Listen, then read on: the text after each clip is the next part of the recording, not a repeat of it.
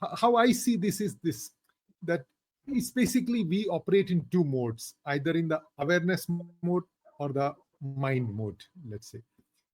And we keep on switching from one to the other.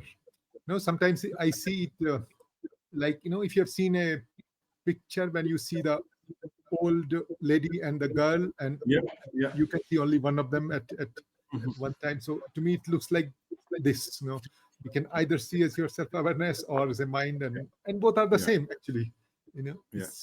It's the same picture. My question is, what actually switches between these two, right? Is it awareness, because there's nothing else? So is it the awareness which switches, and then, like, how it decides, like what makes it to decide, or Mhm. is it okay? And I heard you when you say even the identification with body mind is also awareness, is also part Mhm. of awareness. So ultimately it's awareness which is, so does it decide to do it, or like it just appears like this, Yeah, and so this can be answered on different levels. So on a neuroscience level, I don't have the study or knowledge to discuss that, but what I do know is the brain is always trying to solve what it is perceived, and it uses its skills to try and fill in the gaps, because we don't have a complete perception of anything, right? So the brain is always making concessions. For instance, we all have blind spots, two blind spots where we can't see anything, and the brain fills it in. So these visual tricks, and I talk about this as well. I use the cube with the dot, and the dots in, the dots out. What they do, how I look at them, is they reveal the brain's instability. So rather than looking at it and try and understand what is it that changes, I look at it and say, oh, if my brain can't figure that out, how does it know that, like, how does that affect my understanding of my relationship with my father? How much am I filling in to make that a problem? Right?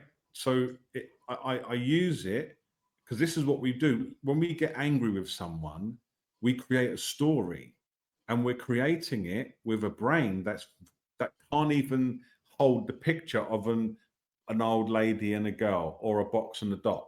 So I use that as an indicator that that's not a reliable, super reliable mechanism.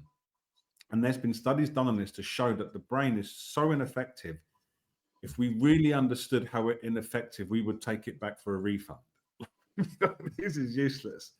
But a bigger picture way of looking at this, and this, you don't find this in too many non-dual circles, but you find it in the Great Perfection and the Tibetan teachings. And there's some Buddhist scholars here who know a lot more about this than me. I've never really studied this in detail. I just talk about my own experience. And then I've looked it up, and I've been, oh yes, they've said this already. All appearances are uncaused and spontaneous. So on the most ethereal level, there's not even causality, because there's nothing's crystallizing. So it can be quite relaxing sometimes to just, if things are very confusing, the brain's trying to solve everything like that puzzle, but let's apply it to something more complicated in life. The brain's trying to solve it.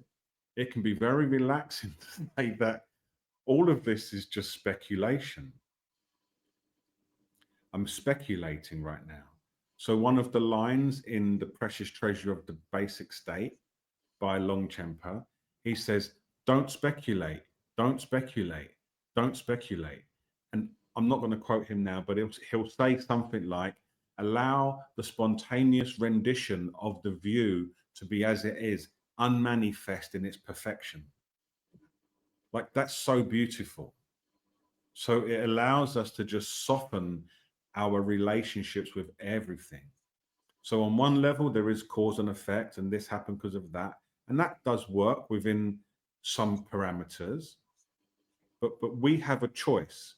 So our choice is, do we continue to use the mind in the way that we definitely know is problematic, or do we take a big decision and decide to allow the perceptual openness that we are to become primary?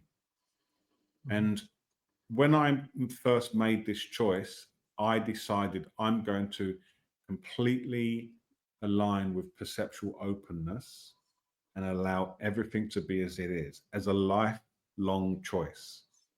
But then I realized later on, it doesn't even have to be a lifelong choice. I can sometimes decide I want to be completely mind. I really want to be mind today. But you can never, but once you've had this glimpse, you can never really fully be mind again. So it becomes a game that you're playing.